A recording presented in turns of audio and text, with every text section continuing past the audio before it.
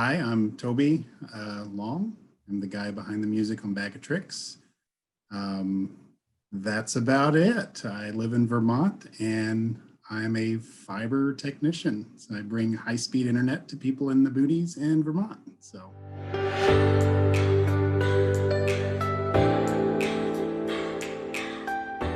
What, Toby, do you think people's first impression of you is? oh, I have been told I can be the first impression could be kind of cold, but I think it's from like my raising. Like you were never supposed to like really invite yourself into things. So like I never really invite myself into conversations. You know, I don't know. I guess I seem reserved at first. And I think part of that is just be as kind of like a wall I've built, you know, through life. So I guess it's not the best thing, but but once you get to know me, I tend to warm up a bit. But why would that not be the best thing? What's bad about being reserved and taking a step back? Well, I guess that's not too bad. I guess it just kind of gives people a not a very good first impression, if you will, because if I don't open my mouth, I kind of look mean. Like I think I have resting bitch face a little bit. So, so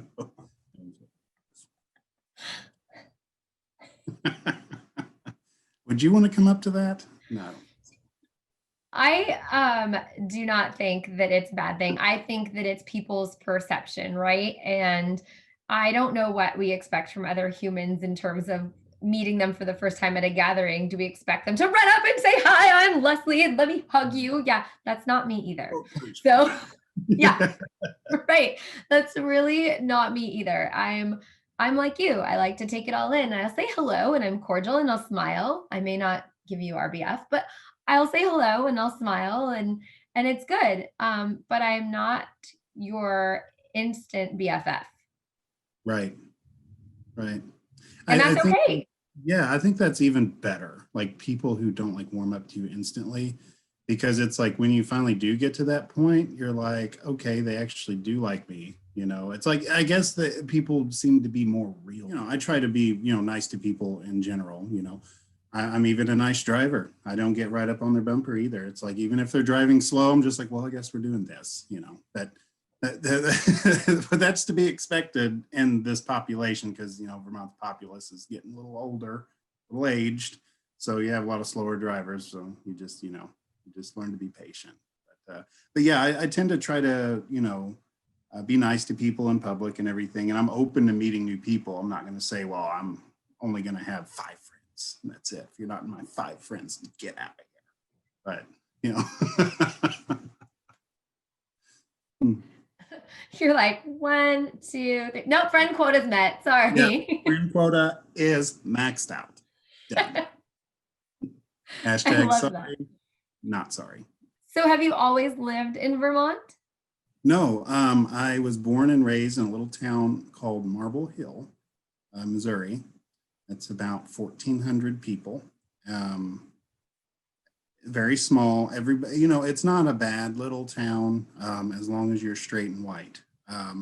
But if you meet any of the other criteria, it's pretty bad, I would say. And I'm not going to group everyone and say all people down there are terrible human beings, because they're not. There's most certainly not. But it's just the culture down there is not really something that's open to be diversified. So I lived down there most of my life till I was actually 31.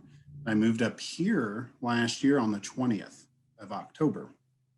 And it was a major change because I mean, it's almost like I live in a small town again, um, but like the politics slightly lean another way.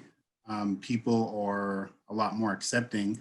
They even have, little rainbow flags on the churches here, just in these little bitty villages in Vermont, little white churches in the center of town with a little rainbow flag on them saying, God is still working.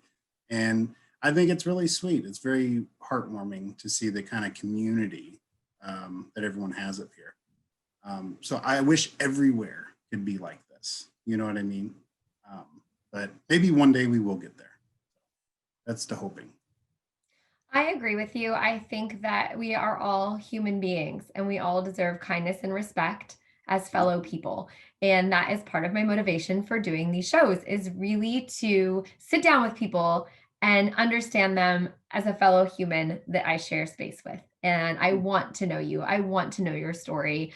And haha, that's the show's name. But I Oh, nice plug. tell me a little bit about the small town that you came from. And I know you said that the culture there is not the most welcoming and open and accepting and diverse. What I want to know is any personal experiences you had there, anything that you witnessed, or like I said, um, or was personally your story, and what was your final factor to move? Well, so basically everything happened, generally at a young age, people know that their sexuality is different most of the time. So, by 12 knew things were different. The town I grew up in and the family I grew up with were very evangelical. So I know a lot of evangelicals get a really bad rap, but, some of them are really good. Coming from that, I know kind of where they're coming from. And that's kind of the scary part because there's no reasoning with them because they have a belief that's so deep. And unfortunately, that belief can actually rip bonds. So friends that you think that you had, very close friends, family that you thought should love you unconditionally, beliefs tend to trump that. And it's wild. It's wild. But I've been blessed. I have, my mom, we've come huge way. Like, so we've built a relationship that's a lot better now. And then my oldest brother, Paul, is really good. Still have another brother out there, but we'll see how that works. A lot of times people in that area don't want to associate themselves with you because they are, I guess, interacting with someone who's living a sinful lifestyle. So, just on Facebook on a small scale, not like it bothers me anymore. It doesn't, because you really don't need those friends. But like, there are people like on Facebook that'll be friends with like, your mom, your brothers, your cousins and all that, but not friends with you. And you know why. So I would hate to be a person like that. I would hate to judge somebody based on a difference and not by their character. So to me, it's more so good riddance. I hate to be like that. I always want to give people the benefit of the doubt, but it's not worth losing sleep over. So No, it's not. And my heart hurts for what you said. And it's really, in my opinion, selfish thinking. Like you said, the way you had put it, that they won't associate with you because you're living what they consider a sinful lifestyle. And backing it up to what you said about when you're a kid, you know who you are and you yeah, know your feelings. And it's it's you. You're still you. I don't think that a person's sexual orientation defines them one damn bit. yeah, exactly. And But I really threw that nail in that coffin to some of them down there whenever they found out I was in a poly with two men. Oh my God. So Jesus, take the wheel because we're about to crash and burn. Like, like there were some relationships down there hanging by a thread, and that just severed them all. It's like, see ya. but would they have had a problem with it if it was one of their family members in a relationship with two women? Well, it's possible though. It is possible, but they wouldn't quit talking to them. Yeah, they would talk about them, in church and stuff, but they would still talk to them. Maybe just the low five instead of the high five. Right. I'm only one person. I only do so much. So what I tend to do is just try to live my life the way that I want to and treat people the way that I would like to be treated. And that's actually given me more, more quality of life that way. So, But it makes perfect sense. yeah, You put out what you get back, right? that's right. And you treat others the way you want to be treated. But the thing you said that's the most important to me is you live your life. Right. It's your life. You're you. You're only you. You can't be somebody else. No, but with a town that small and not being that many families, most likely, the everywhere you turn kind of concept kicks in, right? Yeah. And it's not whether or not you condemn the whole town, like you said, it's there's good people everywhere, and then there's not so nice people some places, right? But it becomes fewer and farther between when you're in a little place. And Right. so I understand you wanting to move and go somewhere a little bit more zen. Yeah. Yeah. And this has actually been the best decision ever, like I've ever made in my life. Because I mean, I never thought I would like the cold, but it's really not that bad up here. It's more of like a dry cold, I guess I could call it.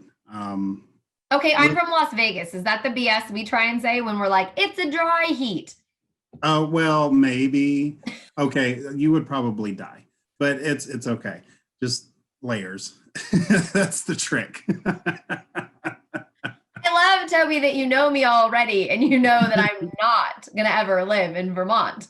Well, I was just thinking Southwest, and yeah, no, they don't need to do that.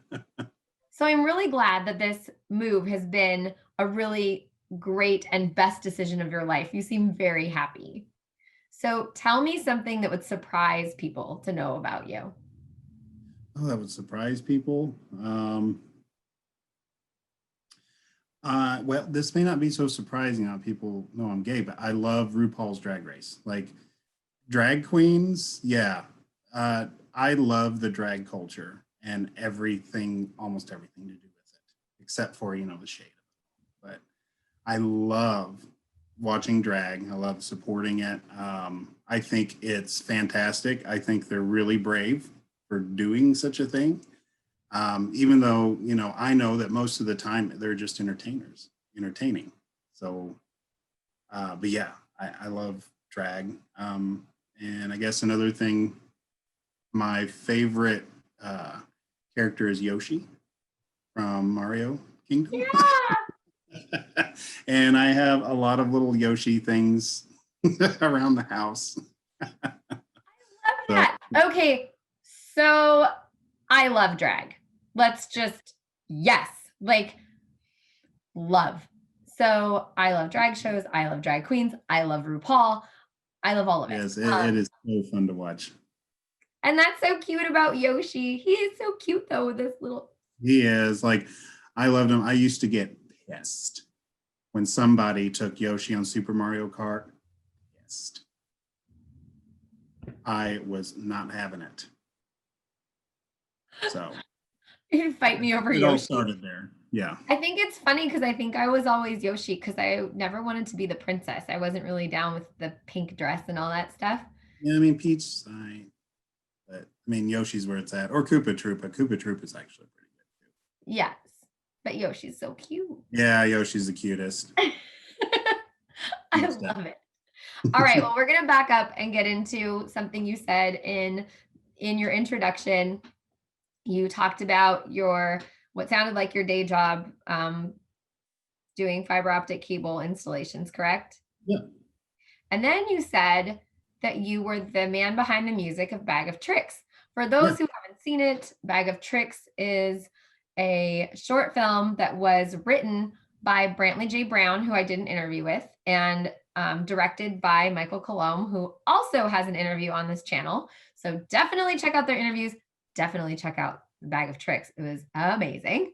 I loved it. Also love horror movies, so whatevs. But so tell me how you came to do the music because I'm like loving this connection. Okay, cool. Brantley and I dated for 4 years. We were together. And I'm not going to say, that I pushed him or anything to keep writing, but I encouraged him to keep doing it, and I'm so glad that he did, because he has become quite the writer, I will say. So, I've always believed in him, and I think that he's doing great. And he has a great partner. AJ seems to be behind him the whole way. And AJ did one more than what I would have done. I wouldn't have moved all the way out to California. He was like, hey, he's like, they're needing somebody to do the music for Bag of Tricks. And there's one person I trust and one person I think that might like to do that, and that's you. I said, okay, what is it? And so he sent me the link. I got to read, the screenplay and all of that, and decided, sure, why not? So that was 2 years ago. And I'm like, okay, well, what do I do? So I read the screenplay and I started just trying to come up with concepts. And that's where the main theme song comes from in the very beginning. That I wrote that 2 years ago. And then at the credits as well, the end credits. That was 2 years ago. I wrote all of that just by reading it and getting the vibe. And, I would send him and Michael, snippets, and then, AJ would also comment on, how it sounded and everything. And we just kind of landed on that, which that segment's called Candy to Die For. So, and then the real fun began 2 years later, whenever they finally started filming. They were excited and they're like, will you please finish the film? I'm like, oh, we're still doing that? Finally? Okay, great. So then I got the film, and which was really well shot. I really wish I would have remembered some of the people that worked on. I'm terrible. Only watched it like 47 times. And I wish I could give people credit for it, but the cinematography was very good. Very good. The set looked very good. Things just looked good. And it was a really good little short. I was really impressed. So I didn't want to screw it up. So I was very serious about doing it from beginning to end. But that was really fun. And there's something about getting to see the film unfold before you, and you're actually trying to synthesize or play instruments along with it to score it. And then like some of the magic kind of happens because you can actually change the feeling of a scene entirely, like just by what you're playing in the background. And it was just amazing to me that, I was able to contribute that much to the film. So, I was really proud of it. Something I never thought I could do, but we tend to sell ourselves short. And I think, I just pressed along and kept doing it and got feedback, and then I would modify. And so, yeah. Sorry, that was a little long-winded. No, it's great.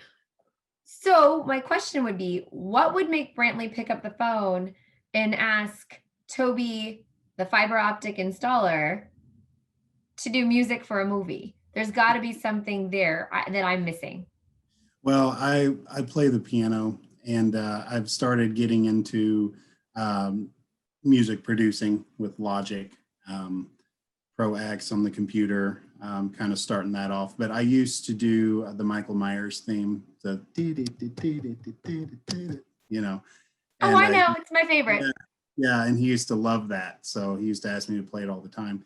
And he's been kind of, we follow each other, through life, and he's been kind of saying the things that I've come up with, and I think that he probably felt that I was ready to try that. So the same token that I was pushing him to continue with his writing, he kind of pushed me along and told me, yeah, you can do this. So, yeah. What a nice relationship. What a nice support system and a nice friendship that you're able to continue and really, really push each other to be successful.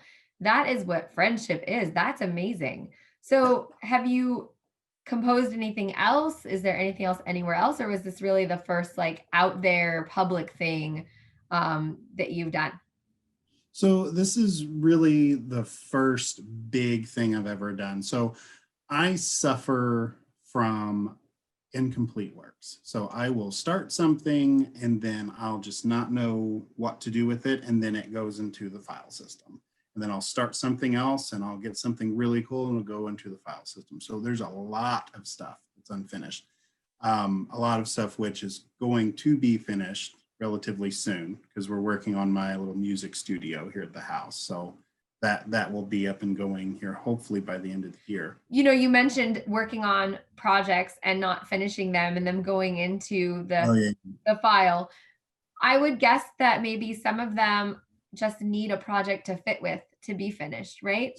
Some of them do, and then some of them actually need vocals, and I don't like to hear myself sing. Other people say I can sing okay, and I can auto tune the out of it, and to make it kind of sound good. But but that's just really just goes with my nerves. I'm just nervous on putting stuff out there. Like, this was a huge step to be on a collab and to do this little short film, because so much was riding on it. Like, there were so many people involved. Like, I mean, really, there were only a handful of people, but still, to me, it was a lot of people, and they all were relying on me to make a product that could fit with what everybody else has done. So imagine my situation. Everybody has already done their work. Don't fuck it up. I felt like I was lip syncing for my life the entire time. Like, it was pretty So scary. you talked about in the beginning how you felt people's first impression of you is, and you just talked then there about being a little nervous about doing things right.